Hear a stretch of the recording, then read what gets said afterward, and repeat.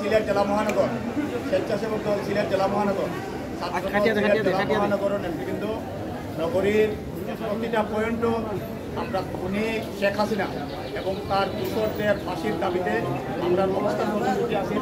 আমরা এখন দরকার জোহরের নামাজ আমরা পড়ছি।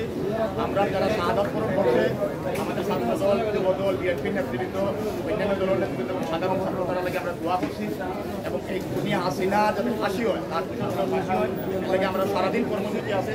3টা থেকে আমরা ভোট পয়েন্ট সমাবেশ আমরা নেতৃবৃন্দ আসরের নামাজ এবং মাগরিবের নামাজও আমরা এখানে পড়ব। আপনারা যারা সবরে আমরা যুবদল স্বেচ্ছাসেবক দল এবং ছাত্র দল সিলেট জেলা মহানগরের পক্ষ থেকে ধন্যবাদ এবং দেশে হাসিনার ফাঁসি নেওয়া পর্যন্ত আমরা এই অবস্থান অব্যাহত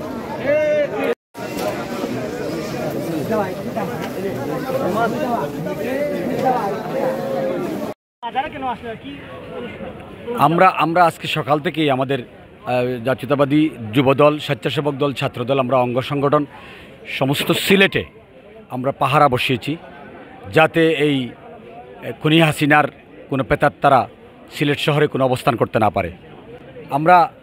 এখন আমরা নামাজ পড়লাম, জোহরের নামাজ পড়লাম দরগায়, আমরা দোয়া করলাম।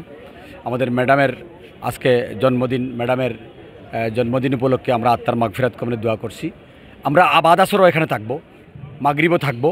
আমরা জাতীয়তাবাদী দলের অঙ্গ সংগঠনের নেতৃবৃন্দরা আমরা রাজপথে থাকব যাতে শেখ হাসিনার কোনো প্রেতাত্মারা যারা খুন গুণ লুণ্ঠন করেছে, অরাজকতা করেছে, তারা যাতে এই শহরে কোনো অবস্থান করতে না পারে। সেজন্য আমি সবাইকে, ছাত্র জনতা সবাইকে ঐক্যবদ্ধভাবে প্রতিরোধ গড়ে তোলার আহ্বান জানাচ্ছি। আসলে শুধু স্বেচ্ছাসেবক দল না, আজকে আমাদের অঙ্গ সহযোগী সংগঠন যুবদল, স্বেচ্ছাসেবক দল, ছাত্র দল, শ্রমিক দল, বিভিন্ন সংগঠনের পক্ষ থেকে কর্মসূচি দেওয়া হয়েছে। আপনারা দেখেছেন আজকে সিলেটে প্রায় 20টি পয়েন্টে আমরা অবস্থান কর্মসূচি করতেছি, শান্তিপূর্ণ অবস্থান কর্মসূচি। কারণ আপনারা দেখেছেন বিগত সময়ে আওয়ামী লীগ পুলিশের সাথে মিলে এই দেশে হত্যার রাজকতা চালিয়েছে। আমরা চাই না এই দেশে আর হত্যা রাজকতা চলুক, এই দেশে আর হানাহানি হোক। আমরা চাই এই দেশ সুন্দরভাবে চলুক। আমরা শপথ করি এবং কি এই দেশের মানুষকে আহ্বান জানাবো, এই আওয়ামী লীগ, যুবলীগ, ছাত্রলীগের যাদেরকে এই রাস্তাঘাটে দেখা যায় তাদের বিরুদ্ধে প্রতিরোধ গড়ে আইনের মাধ্যমে তাদেরকে শপথ করা হয়। আপনাদেরকে ধন্যবাদ।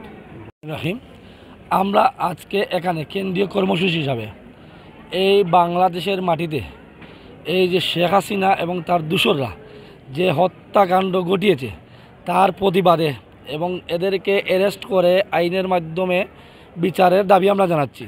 এবং আমাদের যে কর্মসূচি ছিল আমরা কর্মসূচি পালন করে এই সিলেটে আমরা এই শান্তির শহরে কোনো নিরীহ ব্যবসায়ী, নিরীহ মানুষের নিরীহ জায়গা জমি যারা দখল করেছে এদেরকে আমরা ধরে আইনের হাতে তুলে দেওয়ার জন্য আমরা প্রতিটা পাড়ায় পাড়ায়, মহল্লায় মহল্লায়, থানায় থানায়, আমরা জেলায় আমরা কর্মসূচি পালন করছি।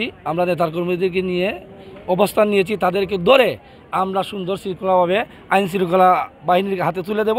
তারা কোর্টের মাধ্যমে বিচার হবে এবং জনগণ শান্তি পাবে এবং সকল শহীদদের প্রতি আত্মার মাহফিরাত কামনা করে আমরা এই আজকে শাহজালাল মাজারে দোয়া মাহফিল করেছি। আজকে সারাদিনই আমাদের বিভিন্ন ধরনের কর্মসূচি ছিল। আমরা শুনেছি আজকে তারা যে 15ই আগস্ট উপলক্ষে সারা সিলেটকে তারা অস্থিতিশীল করার জন্য পায়তারা করছে।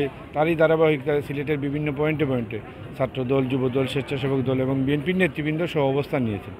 আমরা শুনেছি এইখানে তাদের মিলাদ মাহফিলের আয়োজন ছিল, সেই জন্য আমাদের ওই নেতৃবৃন্দ এখানে উপস্থিত হয়েছে।